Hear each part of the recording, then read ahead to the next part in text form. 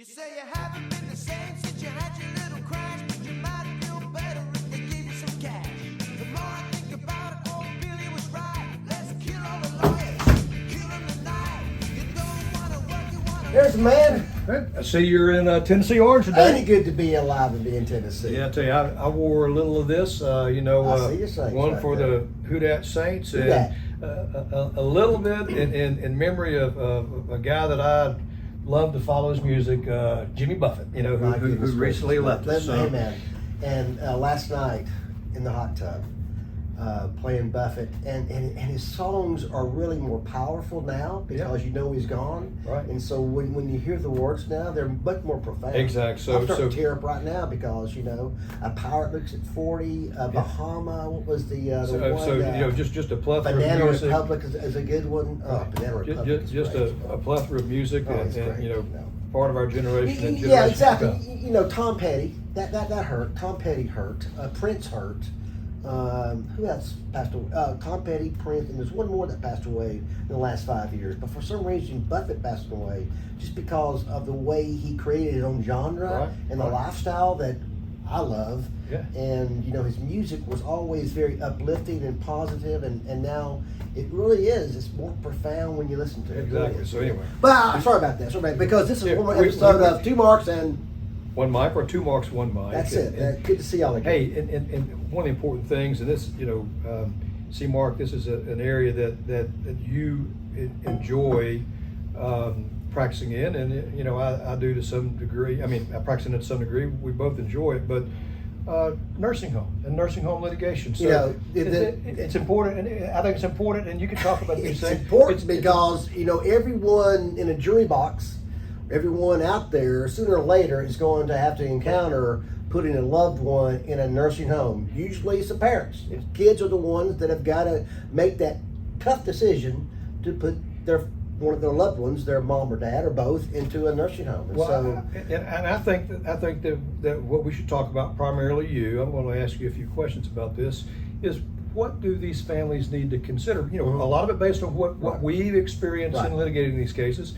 What do families need to consider when they're picking a nursing home for a loved one? So, you know, what are some of the things that, you know, you have mom or dad and they've gotten up in years and they need some assistance, and you're still a working family and it's difficult to take care of mom or dad at home. What sort of things do families need to look at when they're considering a nursing home? well, first off, you want to compare nursing homes in your area. If you live, for example, in Chattanooga, you want to get a nursing home that's in Chattanooga and get one as close as possible to your house, because it's very important to have the ability to drop in. Right. You know, you want to be able to drop in, pop in, check on your loved ones. That's the best way to hold the nursing homes accountable. And during COVID, it was just a house of horrors, because kids could not drop in on their parents. So a lot of things are going on. There's also so that'd be number one, is look at nursing homes in the general area where it's close by where you can drop in. And the best way to start, you can ask me a question. No, you go ahead. Go ahead. You know, is a website. The best government website out there is called Medicare.gov. Medicare.gov is a great tool to use to compare nursing homes. They have a 5-star rating system. Right. And we start with the 5-star rating system. Obviously, you want to go as high as you can, but and then there's a couple of 5 stars in Chattanooga, but you know that's a good starting point. And what happens? This information is fed to federal government, because to get Medicare dollars, which is what keeps nursing homes going, is Medicare and TennCare, Medicaid. So this 5-star rating system, I understand there's 3 primary areas that are looked at for this rating system. Awesome. Right. What are those areas? Health inspections. Okay. Health inspections. And if you go there, they have the last health inspection online. So you can actually look at the health inspections and what the problems are. You know, staffing, another category is staffing. And staffing it's a great tool, because it actually has the percentage of hours spent per resident, you know, for an RN, for an LPN, for an NA, you know, as for a CNA, it's broken down that way. You know, how long does the RN spend average with the resident? You know, it's actually shocking. Right. You know, how not very much time so is spent with the resident by an RN or by an And I LPN. guess that ratio for nursing homes is, we think about ratios when you think about your kids in school, a Right. parent, a teacher to student ratio, and we think how important Yeah. that is. Oftentimes, we may not think about that in a nursing home setting, so ratio is important. Ratio is very important. It also has the number of residents in that particular nursing home. So it has that information too. And it has also the state averages too, as far as what is the Tennessee state average for residents and percentage of hours they spend with each resident. And actually you can compare head to head nursing homes. Right. For example, if you have two nursing homes in the same area, run by two different companies, you can type in both names and you can compare them side by side as to which has the best services for your loved one. Finally they have one called quality measures, and so Right. they have three categories. You have staffing, health inspections, and quality measures. Quality measures are also very important. Now, the quality measure, are they measuring things like the instance of falls, That's exactly the instance right. of That's sickness, exactly right. deaths, that sort of thing? And of the three categories, in my opinion, quality measures are the most important. Right. Percentage of residents that get pressure injuries or Right. bed sores. Percentage of residents that fall and suffer broken bones. Percentage of residents that test positive for COVID. Right. Percentage of, I think there's one more, percentage of residents that have this is also very important too. Percentage of residents that are given antipsychotic medication. Right. Because when they give the resident antipsychotic medication, that's a form of chemical restraint, Right. and they just lay in bed all day like a zombie. Right. So that's number one. That's a tricky one because it looks like that's kind of weird.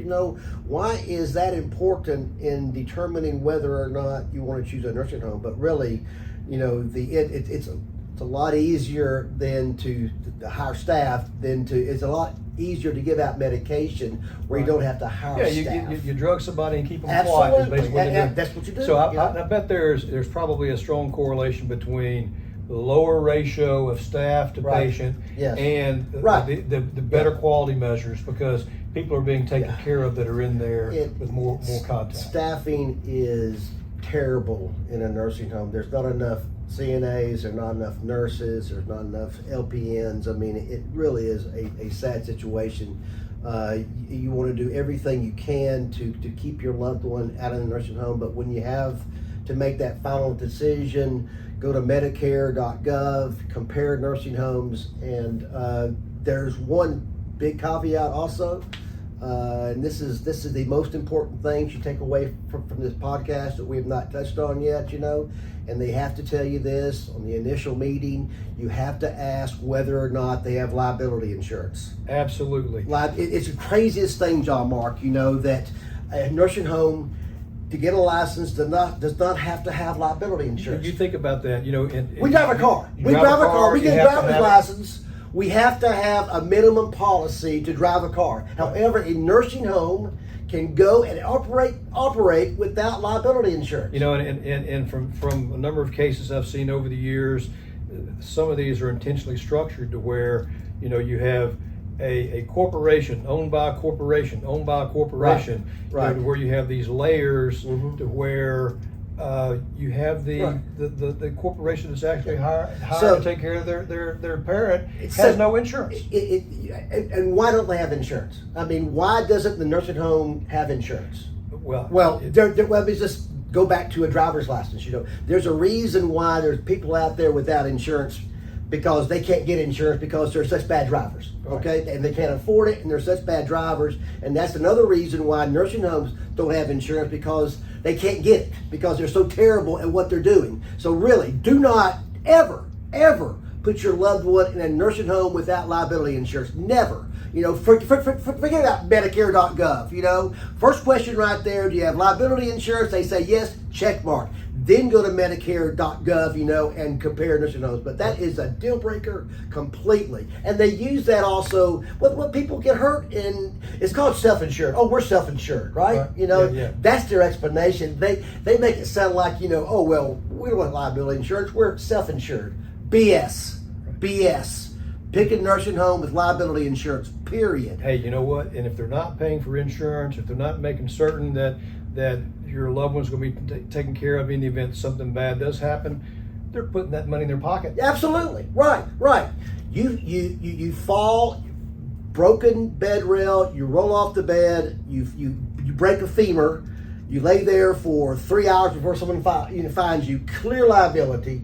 $100,000 case is worth zero if the nursing home does not have liability insurance, period. So if there's one thing to take away, liability insurance for the nursing home. I think it can be said if a facility is serious enough about purchasing liability insurance, they're probably going to be pretty serious about taking care of your loved one. Great point. It's one of those dotting the I, crossing the T's, Right. checking a box. Right. That facilities that are operating the way they should be operating. Absolutely. Make It's a certain business. that their residents are taken care of. Yes, you're actually making business decisions to be profitable, and to be profitable, you have to provide adequate services for the residents that you have. And part of that business plan is to budget for liability insurance. Period. Hey, Period. I think this is great for people to consider, and if they have any questions about going through these steps, we are more than happy Right. to talk with a family that's trying to make these decisions about nursing homes, the things that they should take a look Right. at, the Yeah. boxes they should Right. check. Because look, it is tough to put a parent or a grandparent in a nursing home. Right. That's a tough Right. decision. Right. But at some point, it becomes almost inevitable Yeah. for a lot of families. But if you check on liability insurance and go to Medicare.gov, you will have peace of mind that you're making the right decision. This has been 2 Marks and One mic or 2 marks, one mic. see you next time. Bye.